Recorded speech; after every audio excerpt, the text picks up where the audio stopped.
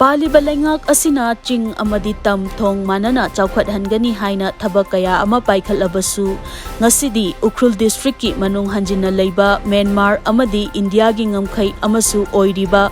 Tusom Christian village leingakna piba education health amadi leingakna piba scheme kaya amata phangdana natana leingakna piriba scheme sing karino haiba khangdaba khunja kaya marom leihouri Hiram masigi matangda aikhoigi paumina haktengnana chatuna Tusom Christian village ki khunja singa awa nungai wari sarubagi paudam ama Tusom Christian village Imphal dagi kilometer chamaga marfunipa lapna leiba Ukhrul district ki manung channa Myanmar amadi India ga tainana leiba Border Pillar 129 bo ngak senduna leiriba yumnak chamaga humfuna taba miyoi chatruk yankhei rom na leiba lau singu tawduna leiba khul amani khul asida leingakna ching amadi thong manana chaokhathangani haibagi pandamda hokhiba chahi 2018 gi May thada hawdokhiba Assembly constituency humfugi khul humfuda leingaki khudong chaba sing piba yaba miyoi khandoktuna leingaki khudong chaba sing yumthong khuding yohangani phongdokhiba Chief Minister gi Go to Village Mission chahi manga helaba fauba Tusom Christian village ta ngasi fauba yoroktabagi khunja singna nungaitaba phongdorakli Go to Village ki program se amarak su lokhatri akhoi ki matamsida akhoi supporter de lebinina makhoi ne program to sempide aduna honorable CM da su minister sing da su akhoi ki request di masida Go to Village ki program se to som da su sempiu I witness we hanin akhoi ki lambi matang da su phate akhoi ki chaukhatpa ki matam da su government ki develop program su paikhat pi adune akhoi Tusom gi mi se asikumba matang da di yamna wa pension scheme gi se 60 years ka kharba mayam na phanggadabni beneficiary phangba mi ji chahi amada mi ahum mari digi hena select tawde adune isamaksu ai 67 years oigre pension phangde hujisu adugumba mi yamle phangba mi ne kharata phangba asisu mayam na phang thokpadu phangdadene pension scheme ki maram dusu khul asida education gi lamda yenglurabasu aduki matik sotharamki khul asigi oina upper primary school ama leijarabasu government ki oja watpana khunja singna paisa khaina duna oja awatpa haptuna school asibu chalairamki loinana school asi ADC primary council gi makhada leibana school asidagi class 8 pass tawraba mahairoi sing higher study tamnabagi certificate ki damak thangnaba khulda leiba school dagi lauduna khudong chadaba kaya mayokna hauri school asida tharakhiba government ki oja taret government ki quarter leitabana oja sing aduki matik khudong chadana baragi ka lauduna lehauri Hauzik school asida thangnaba khuldagi angang singa loinana mahairoi marfu leihouri mamangda Myanmar gi somra khuldagi angang sing laktuna lairik fawba tamlamba school amani hainasu khunja singna phongdorakhi khul asida education gi lamda khudong chadaba kaya leibana mahairoi sing Imphal amadi Ukhrul da lairik tamhanaba honabada khul asida leiriba mama mapa oiba kaya di paisa thanaba honabada awaba ama oiri haina khunja singna phongdorakpaga loinana hiram asida mari leinaba singna mityeng changhaningbagi apamba phongdorakhi akhoi se arapa porter da leiba maphamnina angang singki education se aphaba school leitebagi angang singki life se soigi dore masi akhoi Tusom asigi neighboring village ki mayam na pambati center school amalin khadaba masi the process loine tokre sport inquiry su lakre mayam akoina mapham chaba ama se makoine tarkar oiba eker kaya no madu sipigni hana loine yingre adu huchik phawba masi ki order su phangtedna le adu huji su asigumba school tanja sipiribti neighboring village ki mi mayam su asida tambal lakni somnati ki su lakni adune ekoi school si yamna hujik darkar oiba matam sini akoida hujik government ki school hairusu upper primary ngaktali adu the education si phajana loba ngamdada mapa mama singi yam wagre afaba school da thabake paisa tingba khotpa chatok chasingi inconvenience si leiba ki maramna khara wai adune ekoi central government ki center school ama asida boarding school linkhat pio habise public mayam ki request direct oiraga ekoi mapan thamba extra ocha ani si private paisa ekoi tolo piraga makoi thamba khunna pibe paisa se khunna pibe makoi ocha sing su khara makoi su meeting to habidi private da ekoi ni thi tu ne ocha thamrabdi nungma da su absent to government ki ocha sing di election duty da office ki duty da pailo bagi adu ada ki makoi recall to bangam adu ni angang sing soigini haina ekoi ne ayaba ki manung da ekoi ne kharama ocha di adu maina sichin ba su le ana layeng gi maramda hanglurabasu khul asida maming tagi oiba primary health sub center amadi leihouri adubu darkar leiba kayadi amata leiram khide mamangda leingakna primary health center sananaba lam temkhaiduna horam labasu ngasi fauba thabak oina paikhat pidana leihouri khul gi khunja asok apan yaurokpa matamda thangnaba khul natraga ukhrul yaunaba purakpada aduki matik khudong chadaba kaya mayoknai amadi hidak langthaksu yamna wana lei haina Tusom CV gi headman na phongdoraki primary health sub center amadi open tawkre akoi gi inauguration di tawkre Tusom da asi agi Tusom CV da plot su leveling tawkre adu hospital adu di krisu semba khotpati leidri staff su amasu pidri mambing dadi inaugurate tawkre yum plot di leveling tawkre adu matu ki construction di hoji krisu paikhatri staff su amasu pite leidri hoji loinana leingakna piba scheme pradhan mantri ujwala yojana PMUY gi makhada lemna LPG connection pamlagasu ngasi fauba phangdaba imung kaya leihouri imung amana chahi amada saktiman truck ahum gi changda akoibada hauriba upambising yanthatuna imung puna hauri amadi leingakna imung khudingda piba cheng khul asida yorokpada lupa nipan dagi tara fauba khunja singna leinaduna imung puna hoba kaya thengnaraki khunja singna phongdorakpagi matung inna chaokthong gas ama Ukhrul dagi loba chatpada lupa lising ahum gi mathakta tingbada natana gas amagi damak ahing yarekpa kayani haina phongdoraki khul asida gas ki agent amasu thamaningbagi apamba kayasu khunja singna phongdorokpaga loinana leingakna yeliba cheng sing Ukhrul dagi loba chatpada khunja singdagi ahenba charge kaya tinghaliba asi leingak ki mityeng changhaningbagi apamba su phongdoraki phangbudi yam kharabudi phangba male aju phangdabane yamne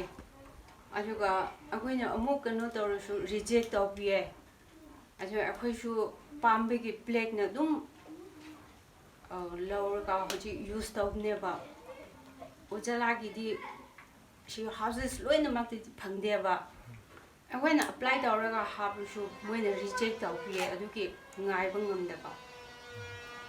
use pambagi use story haraga use muthatlaga asi thongji karigino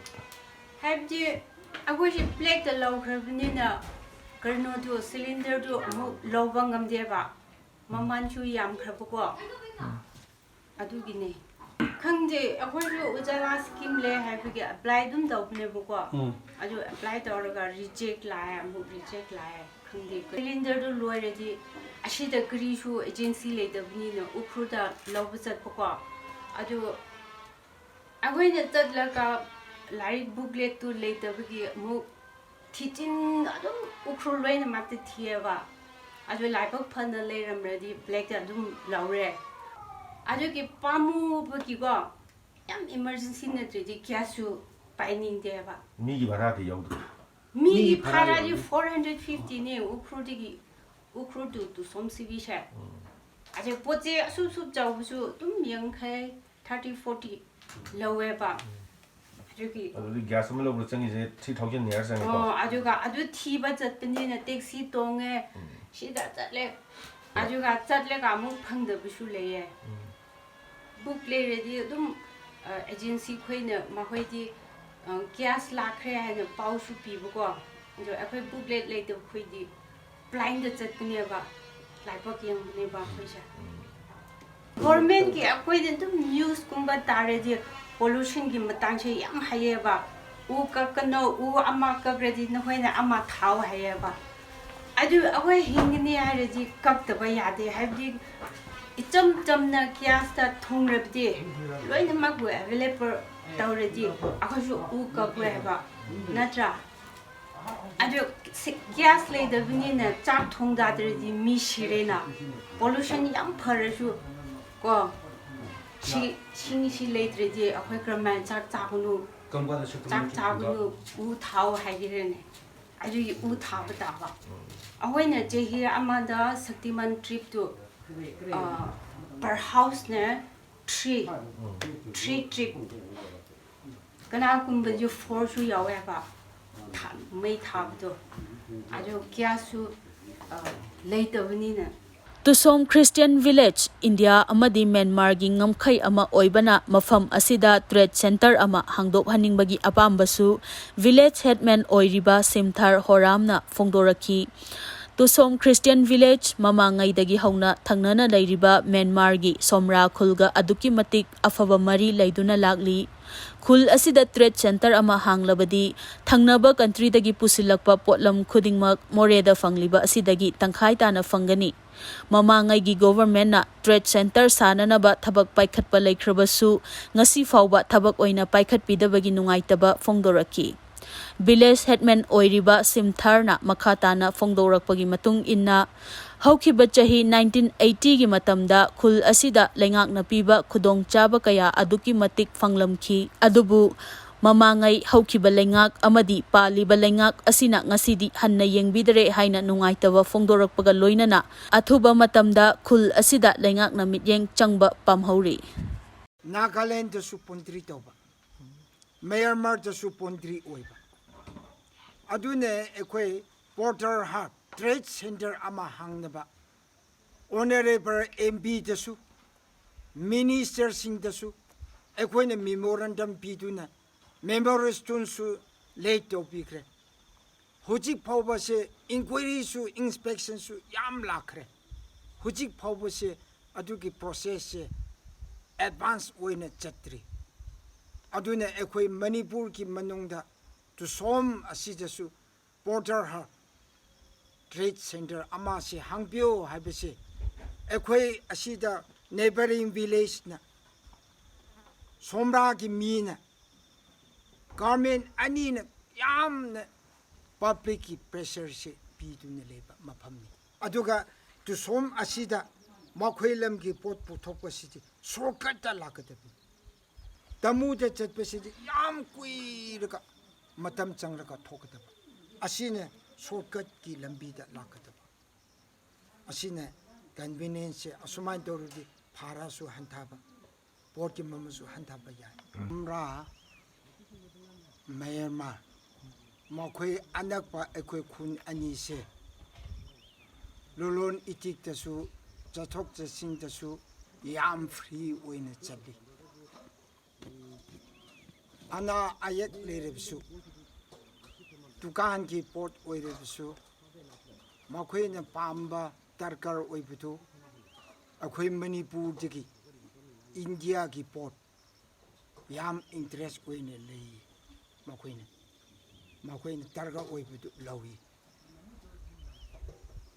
ching su dukan ki machak mayam se makhoi ta su lawi akhoi Manipur ki Tusom Manipur ki minasu makhoi tiki tarkar leiba makhoi ne semba handicraft ki potsu makhoi lam tiki thokpa potchesu makhoi tiki phangba yen ok atugumba hui gumbasu nga gumbasu masida yonba makhoi su lai aduna karbar se ekhoisu makhoisu atum chathok chasin tawi sipai leribsu makhoine gate entry ngak ta tawni chathok chasin ki situation city or village authority ki responsible da chathok chasin si tawni makhoi lamsu council chairman le makhoine pasu pigni adudi ki chathok chasin si asumaina karbar se chatpa khotpa ki situation si asile hojik asigi manungda pera peri thokpa amasu leitri makhoi pondri phawba se lambi chaune 30 feet da lambi su sembi kre makhoi se sigling su loina hap kre makhoi gi adu ekhoi gi di pondri tu som sibi gi manungi lambi siti kaza road da hojik le adu ekhoi government da yarabdi lambi se khara sembi fazana lambi se chathok chasin se maruene ana ayek thokrabdi somra ki life save tawse Tusom asidi ki main road ni makhoi anda ayek se Manipur ki doctor da Ukhrul district da depend tawdune hingba life ni makhoi se sumain to Manipur gi manung hanjinba mafam singda leiriba khul singi khudong chadaba kaya share tawningba leirabadi khul singna aikhoi gi Manipur Life ki contact number 8798945252 natraga manipurlivecontact@gmail.com da village headman natraga village chief na pau pibirau Manipur Life ki mihut soidana lakcheki